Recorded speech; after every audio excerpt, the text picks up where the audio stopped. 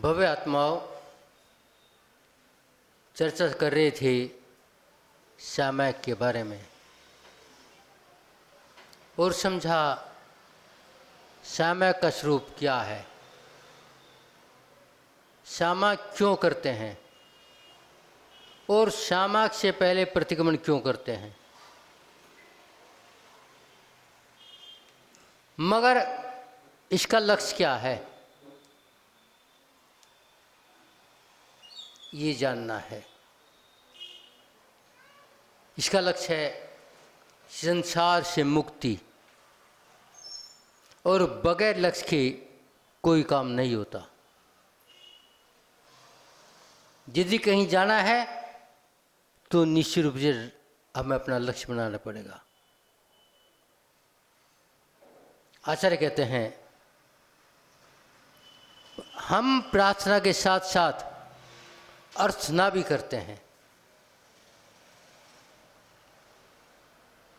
अर्चना का मतलब है कि प्रार्थना तो भगवान के चरणों में किया, मगर अर्चना काहे के लिए किया? अपने पद की प्राप्ति के लिए। आखिर मेरी आत्मा का कहीं घात ना हो जाए, मेरा पद कहीं बिगड़ ना जाए, इसलिए अर्चना भी करते हैं। तो बंधुओं, विचार करो, जब हमें क्या चीज़ लेना है, क्योंकि आत्मा पाना है तो हमें ओरिजिनल चीज़ चाहिए। जो भगवान ने छोड़ी वो नहीं चाहिए। जो भगवान जिस लक्ष्य के लिए निकले हैं वो लक्ष्य चाहिए। भगवान ने क्या क्या छोड़ा?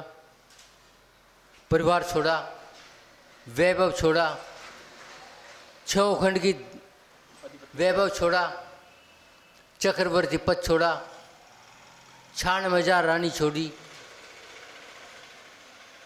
और यदि वही मांगते हो तो आचार्य कहते हैं छोटी चीज जो मानना, रिजेक्टेड वस्तु सिलेक्ट करना। जैसे कि भिखारी, जब भिखारी आता है तो कहता अपना कोई पुराना कपड़ा दे दो, कोई कल की बची रोटी दे दो। वो बात विगत है, आजकल भिखारी भी पैसे मांगने लगे, वो सब बंद कर दिया, क्योंकि उन्हें भी रिजेक्टेड वस्तु पसंद नहीं है और हमें तो सिलेक्टेड चाहिए। तो आचार्य कहते हैं सिलेक्टेड के लिए तुम्हें भी तो सिलेक्टेड होना पड़ेगा। हम तो स्वयं रिजेक्टेड और चाहे सिलेक्टेड कैसे मिले? यदि हम खुद सिलेक्टेड हो जाएं तो हम किन परमात्मा के पास आएंगे? जो सिलेक्टेड परमात्मा है, जो भी परमात्मा है भी नहीं, परमात्मा का रास्ता भी नहीं, तो हम उन्हें परमात्मा मान लेते हैं। ये क्या है? ये तो सबसे बड़ी भूल हो जाती है। तो भक्त परमात्मा से कहता है मुझे सिलेक्टेड वस्तु दो, यदि नहीं देनी कोई बात नहीं, मैं अपने पुरुषार्थ से ले लूंगा, मगर भिखारी नहीं बनूंगा। जो छोड़ा वो नहीं चाहिए।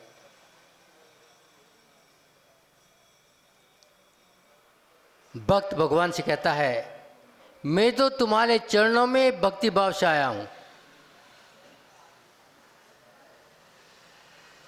और भक्ति भाव करके चला जाऊंगा। मैं मांगने के लिए नहीं आया। और फिर आपसे मांगे क्या? आपसे कहे क्या? आप तो केवली हैं, आपको पूरा ज्ञान है, मुझे क्या चाहिए, तो फिर मैं मांग के छोटा क्यों हो जाऊं। ये सब जानते हैं कि संसार में भी एक सम्राट अपनी जनता को खुश करता है, और आप तो 3 लोग के नाथ हो, तो फिर मुझे मेरी मनपसंद वस्तु क्यों नहीं मिलेगी। जबकि लोक व्यवहार में सम्राट ने अपनी जनता को खुश करने के लिए नंगे पैर जंगल में चला गया और घास की रोटी खाई, वो भी बिलावना के लेके चला गया। मगर अपना धर्म नहीं छोड़ा। धर्म क्या था? अपनी जनता को खुश करना। और आप 3 लोग के नाथ हो और मैं आपके दरबार में आया हूं, क्या लेने के लिए? कुछ नहीं, मात्र अपना स्वभाव लेने के लिए। वो स्वभाव जो आपने प्राप्त किया है, उस वैभव को छोड़ा है, बस इसी का नाम तो समाक है। और ये भी निश्चित है, आप पतित पावन हैं, क्योंकि आपने तो अंजन चोर को उतारा है। वो तो महापापी था, भेष बदल बदल के चोरी करता था। जब अंजन जैसे भी तार सकते हो तो मेरे तारने में कौन सी बाधा है? जबकि मानता हूं मैं मायावी हूं, दूर हूं, पापी हूं, अपराधी हूं, मगर इतना तो नहीं अब भेष बदल बदल के रोज चोरी करता हूं। वो भी किसके लिए? वैश्य के लिए। तो आप पतित पावन हो और मेरा उद्धार करना आपका फर्ज बनता है, क्योंकि मैं आपके दरबार में भीख मांगने नहीं आया। आचार्य कहते हैं नारियल ऊपर से कठोर होता है मगर अंदर जल होता है और मीठी गिरी होती है। आप बाहर से तो निर्मोही लगते हो मगर अंदर नवनीत है। यदि नवनीत ना होता तो आपके पास काहे को आते? इसलिए आचार्य कहते हैं बोधि समाधि परिणाम शुद्धि। ये बोधि क्या चीज है? कभी विचार किया? आचार्य कहते बौद्ध का मतलब है मूर्ख, और बोध लेकर के तुम्हारे पास आए काहे के लिए? बोधि लेने के लिए।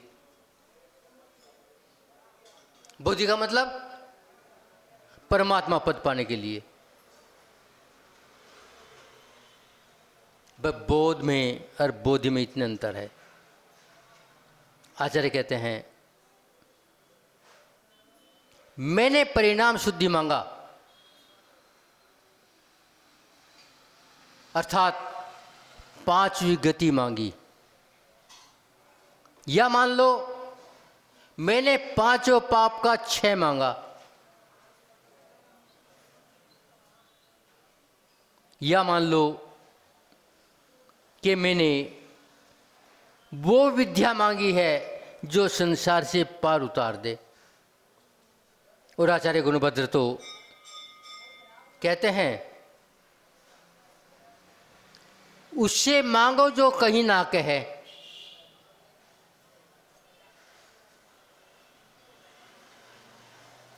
उससे मांगो जो देने में शर्माए ना,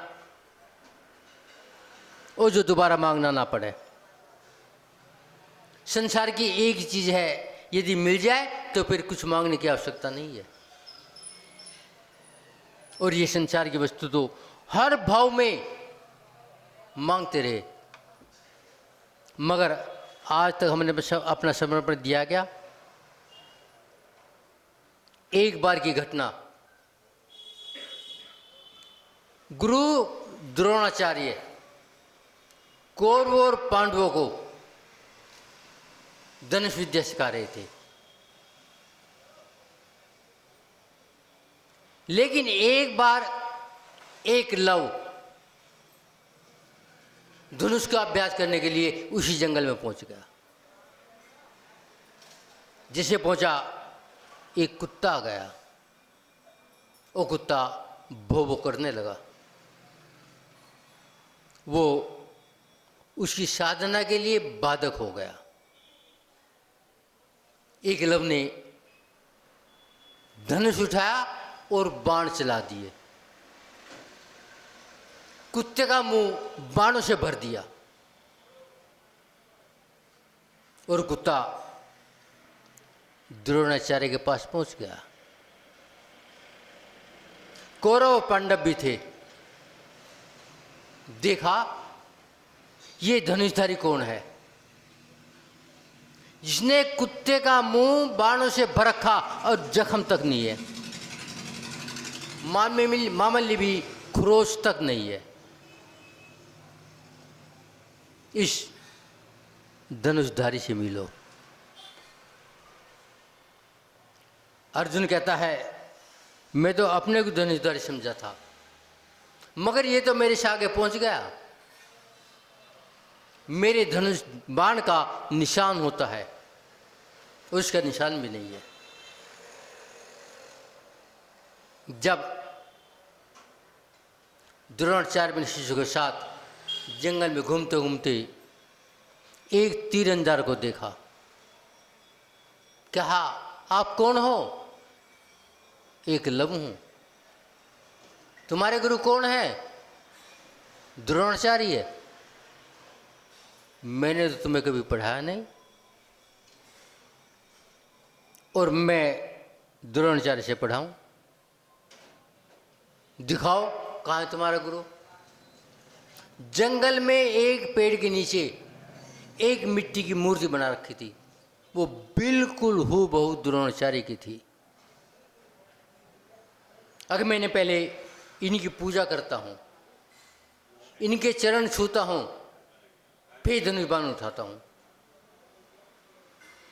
अब द्रोणाचार्य कहते हैं, यदि आपने मेरे से विद्या ली है तो गुरु दक्षिणा दो।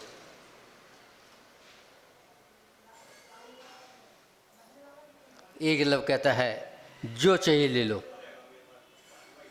अपना सीधे हाथ का अंगूठा दे दो। क्या लक्ष्य था? कि अर्जुन से आगे ना निकल जाए, मगर उसका समर्पण था, अर्जुन को आगे नहीं जाने दिया। गुंडा देने के बाद भी नहीं जाने दिया। तो आचार्य कहते हैं, जिस दिन तेरा समर्पण ये परमात्मा की भक्ति हो जाएगा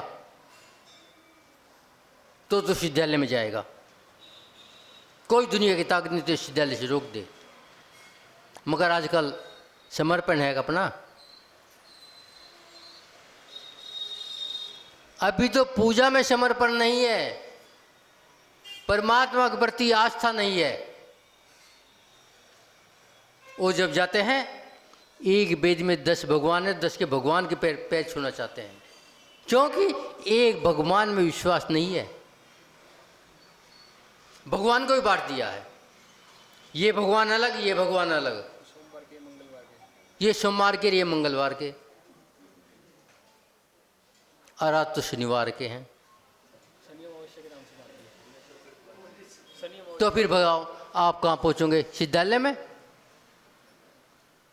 तो आचार्य कहते हैं, ये चूक कब तक चलेगी? आचार्य कहते हैं, ये आदमी के पास संकट कब आता है? जब व्यक्ति अपनी आत्मा से, अपनी आस्था से च्युत हो जाता है और वे पर पदार्थ में चले जाता है, जब ये दुख का कारण है। क्योंकि बाहरी यात्रा दूसरों का सहारा खोजती है, अपनी यात्रा मात्र अपना सारा खोजती है और सुख अपनी यात्रा में मिलेगा। यदि कोई अग्नि चाहे पानी का सहारा लेके मैं भग जाऊं, क्या जल सकती है? पानी का सहारा लोगे तो अग्नि बुझेगी, और तुम दूसरा सहारा लोगे तो डूबोगे। या तो सहारा अपना या परमात्मा का सहारा लो, क्यों मार्गदर्शन वो ही दे सकते हैं। आचार्य कहते हैं जो अभी आचरणवान है भी नहीं, वो तुझे आचरण क्या देगा?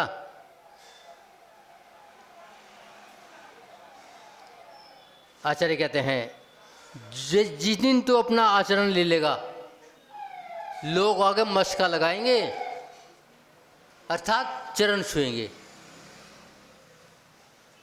मगर जब तक आचरण नहीं है तो क्या होगा? आचार्य कहते हैं जब तक कृष्ण अर्जुन के सारथी बने रहे, अर्जुन को कोई हरा सका, कोई मार सका? और दुर्योधन ने क्या मांगा? सारी सेना मुझे दे दो। उसने आचरण नहीं मांगा। द्रौपदी पांडवों को देखती रही और कोई पांडव सहायता के लिए खड़ा नहीं हुआ। जब परमात्मा को निहारा, अपनी आत्मा को निहारा, दुशासन हार गया।